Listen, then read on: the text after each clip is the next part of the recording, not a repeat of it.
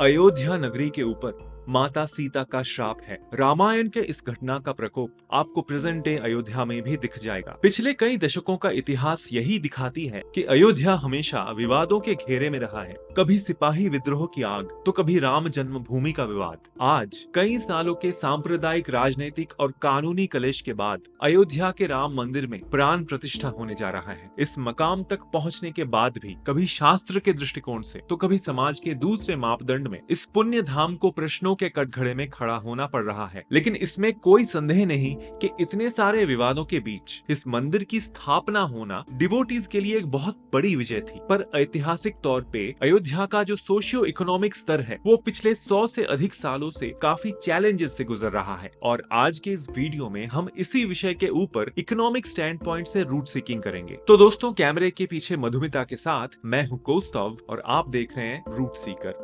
अयोध्या सरयू नदी के तट पर स्थित यूपी का एक डिस्ट्रिक्ट है। इसका टोटल एरिया है 2522 स्क्वायर किलोमीटर, यानी ये दिल्ली से भी बड़ा है। समय समय पे इतिहास के पन्नों में अयोध्या का नाम बदलता रहा है, लेकिन भक्तों के मन में इस क्षेत्र का नाम हमेशा अयोध्या ही रहा है। जिस किसी ने भी यहाँ राज किया हो, चाहे वो हिंदू राजा हो, नवाब हो या फिर फिरंगी हो, ये स्थल हमेशा धार्मिक और सांस्कृतिक एपिसेंटर रहा है। लेकिन इसे इस क्षेत्र की दुर्भाग्य कह लीजिए या फिर हिस्टोरिक एडमिनिस्ट्रेटिव नेग्लिजेंस, अयोध्या को एक लंबे अरसे से डेवलपमेंट बूस्ट की जरूरत रही है। अब उस जरूरत के पूरा होने का शायद वक्त आ चुका है। राम मंदिर निर्माण के साथ अयोध्या अब एक मैसिव इकोनॉमिक बूम के दौर से गुजर रहा है। लेकिन उन रिफॉर्म्स के बारे में बात करने से पहले देख लेते हैं कि क्या है अयोध्या के pre existing socio economic challenges. Ayodhya के हेल्थ, एजुकेशन, इंफ्रास्ट्रक्चर और डेमोग्राफी से जुड़े कुछ की डेटा हमें directorate of economics and statistics से मिलता है। ये मेनली फाइनेंशियल ईयर 2021-22 का डेटा है, यानी राम मंदिर के प्राण प्रतिष्ठा से पहले की स्थिति है ये। 2011 के सेंसस अनुसार अयोध्या का अर्बन डेमोग्राफिक उसके टोटल पॉपुलेशन का एक बहुत ही छोटा फ्रैक्शन है, 13.77%। ये वैसे तो कोई बुरी स्टैटिस्टिक्स नहीं है, लेकिन ये इस जगह की लैक ऑफ अर्बनाइजेशन को दर्शाती जरूर है। जो सुविधाएं अर्बन एरियाज में मिलती है वो रहन सहन और तरक्की के रास्ते और आसान कर देती है, जिसकी अयोध्या को अब बहुत ज्यादा जरूरत है। पर कैपिटा इनकम, यानी वो अमाउंट जो किसी एक क्षेत्र में बसे जनता के पर पर्सन अर्निंग का एवरेज है। इसके जरिए इकोनॉमिस्ट्स किसी एरिया का स्टैंडर्ड ऑफ लिविंग को मेजर करते हैं। 2021-22 में अयोध्या का आंकड़ा यूपी स्टेट और भारत के नेशनल एवरेज से भी काफी कम था। उसी साल अयोध्या का credit deposit ratio UP state के एवरेज से भी काफी नीचे देखा गया। ये वो पैरामीटर है जो किसी भी एरिया का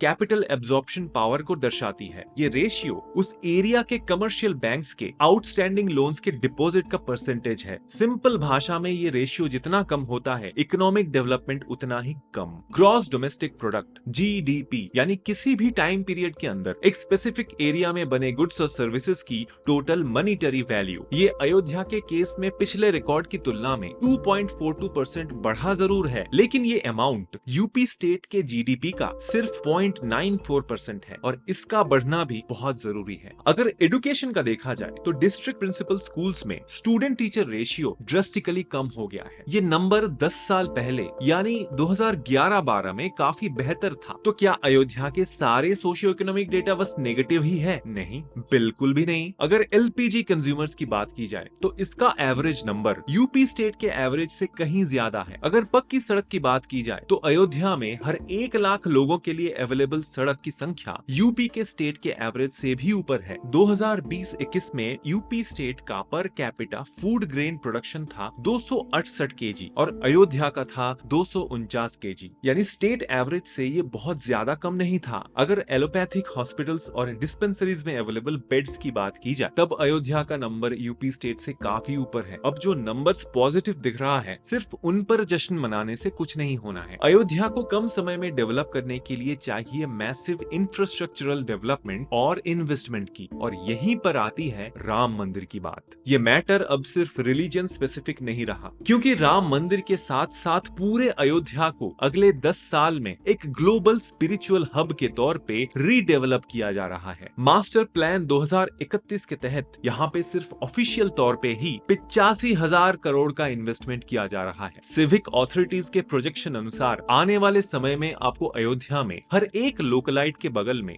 10 टूरिस्ट दिख जाएंगे। साल 2021 में देश विदेश से 3 1,25,000 टूरिस्ट अयोध्या आए थे। अगले ही साल ये नंबर बढ़कर 2,39,00,000 हो गई थी और इस साल के एक्सपेक्टेड नंबर्स है 4 करोड़। जब भी फुटफॉल्स बढ़ती है तब इकोनॉमिक एक्टिविटी भी बढ़ती है, इसीलिए अयोध्या और उसके आसपास में रियल एस्टेट और होटल्स की डिमांड आसमान छू रही है। 2018-19 में अयोध्या के आसपास 9,000 प्रॉपर्टीज सेल हुई थी और अगले ही साल के नवंबर तक ये आंकड़ा जंप करके 20,000 से भी ज्यादा क्रॉस कर गई थी। रिसेंटली खरीदने वालों के लिस्ट में बड़े नाम भी शामिल हो रहे हैं। रिनाउंड फास्ट फूड, ज्वेलरी और फैशन ब्रांड सभी अपना आउटलेट्स अयोध्या में ओपन कर रहे हैं। यहाँ का विश्व स्तरीय हवाई अड्डा महर्षि Valmiki international airport already inaugurate भी हो चुका है, जहाँ दिल्ली और अहमदाबाद से डेली फ्लाइट्स ऑलरेडी ऑपरेट हो रहे हैं और दूसरे सिटीज भी जुड़ने वाली है। Confederation of all India traders ने 30 शहरों में एक सर्वे किया था, जिससे ये अनुमान लगाया जा रहा है कि राम मंदिर में प्राण प्रतिष्ठा की वजह से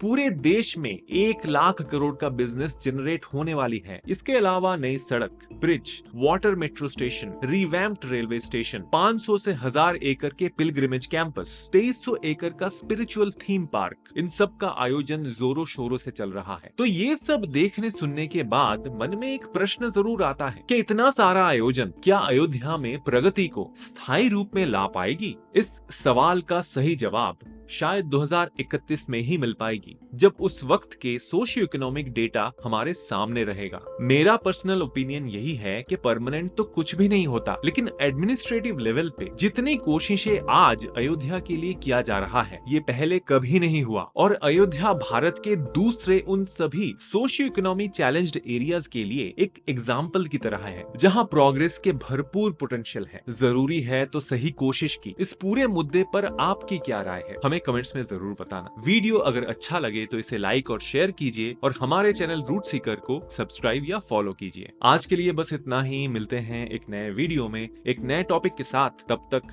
कीप सीकिंग दोस्तों।